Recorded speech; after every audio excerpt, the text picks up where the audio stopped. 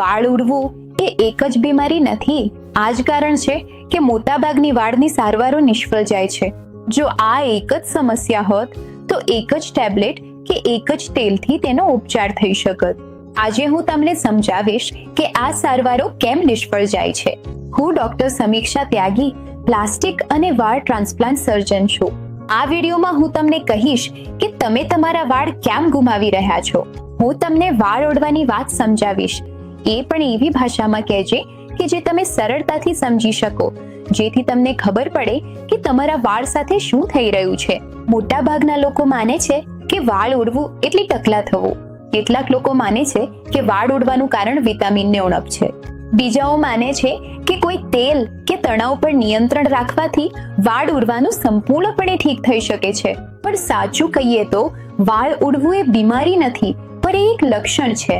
હવે ચાલો વિગતે જોઈએ કે વાળ ઉડવાનું શા માટે થાય છે અને વાળ ઉડવાના વિવિધ કારણો શું છે. વાળ ઉડવાનું સૌથી સામાન્ય કારણ એન્ડ્રોજેનિક એલોપેશિયા છે, જેને જેનેટિક હેર લોસ પણ કહેવામાં આવે છે. આ જ રીતે અન્ય શબ્દો છે પુરુષોમાં પેટર્ન હેર લોસ અથવા સ્ત્રીઓમાં પેટર્ન હેર લોસ. જો તમે જેનેટિક હેર લોસમાં વાળ ઉડવાનું પેટર્ન જુઓ તો એ ધીમે ધીમે અને સતત વાળ પાતળા થવાના રૂપમાં થાય છે, અને એ પણ ચોક્કસ પેટર્નમાં થાય છે. એનો અર્થ એ થાય છે કે સામાન્ય રીતે વાળ ઉડવાનું તમારા ફ્રન્ટલ અથવા ટેમ્પોરલ વિસ્તારમાંથી શરૂ થાય છે. ક્યારેક એ ક્રાઉન વિસ્તારમાં પણ જોવા મળે છે, અને ધીમે ધીમે જેમ સ્ટેજ આગળ વધે છે તેમ ફ્રન્ટલ ટેમ્પોરલ પાતળાશ અને ક્રાઉન વિસ્તાર એકબીજામાં ભળી જાય છે, જેના કારણે વાળ પાતળા થવાનો અને ઉડવાનો વધુ વિકસિત દરજ્જો જોવા મળે છે. આ જેનેટિક હેર લોસ પુરુષો અને સ્ત્રીઓ બંનેમાં થાય છે, પણ સામાન્ય રીતે સ્ત્રીઓમાં હેરલાઇન જાળવાયેલી રહે છે અને વાળ ઉડવાનો મુખ્યત્વે ફ્રન્ટલ અને ક્રાઉન વિસ્તારમાં જ જોવા મળે છે. હવે વાળ ઉડવાના બીજા કારણ તરફ આગળ વધીએ. વાળ ઉડવાનો બીજો ખૂબ સામાન્ય પ્રકાર છે ટેલોજેન એફ્લુવિયમ. ટેલોજેન એફ્લુવિયમ એ એવી સ્થિતિ છે જેમાં અચાનક સમગ્ર માથામાંથી વાળ ઉડવા લાગે છે, જે શરીરમાં કોઈક સ્થિતિ પછી થાય છે, જેમ કે તણાવ, બીમારી, ગર્ભાવસ્થા, અચાનક વજન ઘટવું અને ઘણા વધુ કારણો.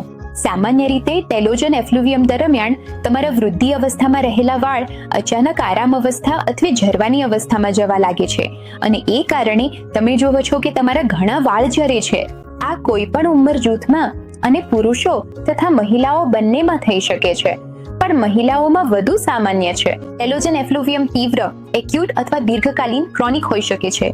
જો તે 6 મહિનાની અંદર સુધરી જાય તો સામાન્ય રીતે તે તીવ્ર એક્યુટ ગણાય છે, અને બહુ જ દુર્લભ રીતે જ્યારે તે 6 મહિનાથી વધુ સમય સુધી ચાલે છે ત્યારે તે દીર્ઘકાલીન ગણાય છે.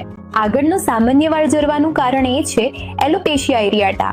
આ એવી સ્થિતિ છે જેમાં તમે અચાનક અને તીવ્ર રીતે વાળ ઝરતા જુઓ છો, જે પેચીસ રૂપ હોઈ શકે છે અથવા ક્યારેક આખા માથામાં ફેલાઈ શકે છે, અને દુર્લભ રીતે માથા ઉપરાંત શરીરના વાળ પણ અસરગ્રસ્ત થઈ શકે છે.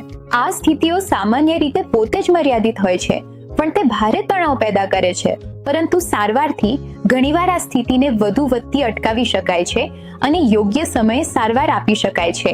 વાળ ઝરવાનો આગળનું બહુ દુર્લભ કારણ છે સ્કારિંગ એલોપેશિયા. આ એવી સ્થિતિ છે જેમાં વિવિધ તબીબી કારણોસર વાળના ફોલિકલ્સમાં કાયમી દાજ સ્કારિંગ થાય છે અને તે નાશ પામે છે. જો કે આ દુર્લભ સ્થિતિ છે, પણ આ સમસ્યાને સુધારવા યોગ્ય નિદાન અને સારવાર જરૂરી છે. તો આ તમામ સ્થિતિઓમાં જેમ તમે જોયું, વાળ ઝરવું સામાન્ય બાબત છે, પણ તેના કારણો અલગ અલગ છે. એટલે જ સમજવું મહત્વપૂર્ણ છે કે તમે તમારા વાળ કેમ ગુમાવી રહ્યા છો. અહીં જ લોકો ભૂલ કરે છે. જેનેટિક વાળ ઝરવા માટે તેલ વાપરવું એ તમને મદદરૂપ નહીં થાય. કોઈ બીજાની સારવાર અનુસરીને એ તમારા વાળ ઝરવાના કારણ માટે ઉપયોગી સારવાર નહીં બને. હોર્મોનલ સમસ્યાઓ માટે મલ્ટીવિટામિન્સ લેવું એ પણ સમયનો બગાડ છે, અથવા તણાવને કારણે વાળ ઝરે તો હેર ટ્રાન્સપ્લાન્ટ કરાવવું એ મોટી ભૂલ છે.